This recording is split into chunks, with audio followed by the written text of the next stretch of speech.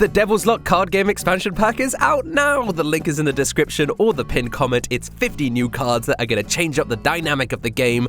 I'm very excited to show you. Throughout this video, I'm going to go through each one and explain what they do and why it's cool. It does require the base game to play, so if you haven't picked that up yet, there are still some available, and I hope you enjoy! Let's start with a playset of cards that read this card's powers equals the amount of a kind of faction on the board. For example, Jimmy is for Devil's Luck and Olaf is for Flames. This is a fun ability as it also includes your opponent's cards, so even if you don't have any of the faction yourself, you may still be able to pick up some points, and it combos well with the original faction cards like V and William. And we also have a sort of similar thing with Tempest and Admiral Barry, where their powers are equal to the amount of Mind or Might cards on the board. Next up, we've got what I think is probably my favorite card of the expansion, and it's Doxy. She lets you swap 2 cards on the board. Bear in mind this means that she can't swap herself or the opponent's flipped card, but if you have a card like, for example, William, which is going to benefit you even if your opponent has it, you can swap that with another card that your opponent has that's going to completely change up the course of the game. Next up, we have Healey, which we finally have art for. He lets you return or remove cards back to your board at the end of the round, which means you can get back things your opponent may have destroyed, but it also lets you steal things that you've destroyed off your opponent.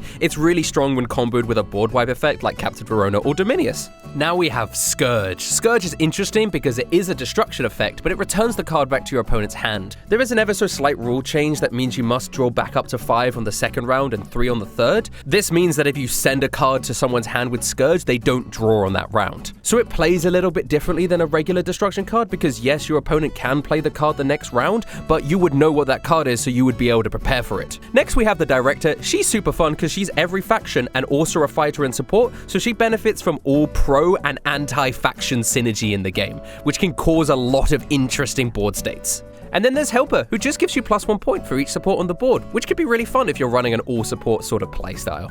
Speaking of faction synergy, I've introduced another negative point card. Ragular IV gives players -2 points for controlling cards of a faction of your choice. This does include yourself, so be careful.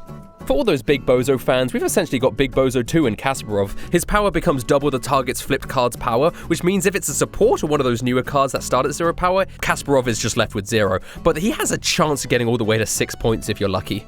Then we have Lieutenant Apollo, who's kind of like Louis Leclerc but for support. He lets you play supports from the graveyard, and that includes resolving their on-flip effects. And finally, with all these cards that can gain crazy amounts of power in the game, there's the OG Rodney Poldark. He brings all those cards back down to 0, and so combos really well with low power or support synergies.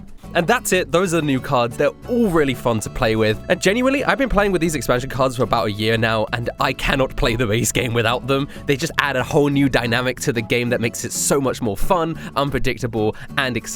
So I hope you guys enjoyed them. Let me know what you think. I just also want to say thank you to Newt, Mwaka, Humor, Boot Beep, Element, 49cm, and of course Keiru for all the incredible art that really brings this card game to life. Thank you, and thank you all for watching.